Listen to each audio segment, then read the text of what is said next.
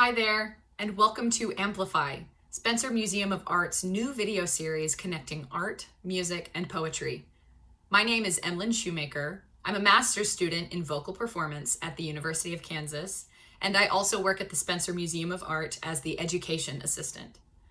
In today's episode of AMPlify, I have chosen to talk about the Spencer's Toujours, Jamais, created by Pierre Eugène Emile Hébert in 1863.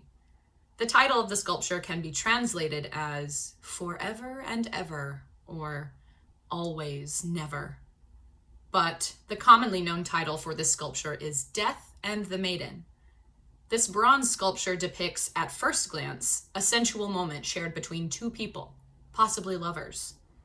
However, upon a closer look, you can observe bony hands caressing a nude woman's body.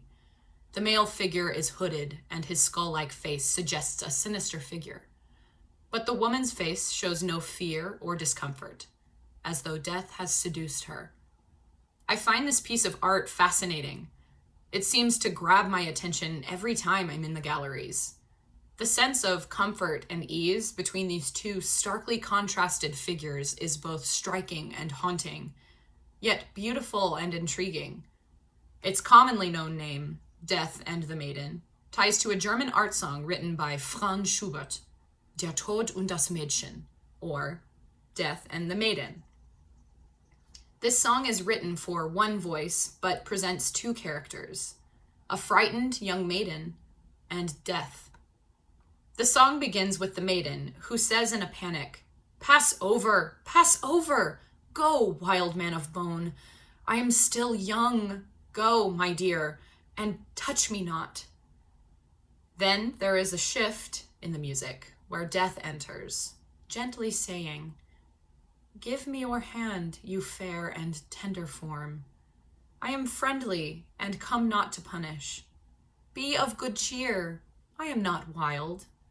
You shall sleep gently in my arms. Unlike the sculpture, the maiden in this song is frightened by the presence of death. But similarly, death is gentle and soft, speaking comforting words to the panicking maiden. What strikes me about these two pieces is that death is gentle and not frightening, which is not what I have associated death with for most of my life. But with some of my recent life experiences, my grandmother passed away in June of 2019, my mother passed away in January, and my grandfather passed away in May.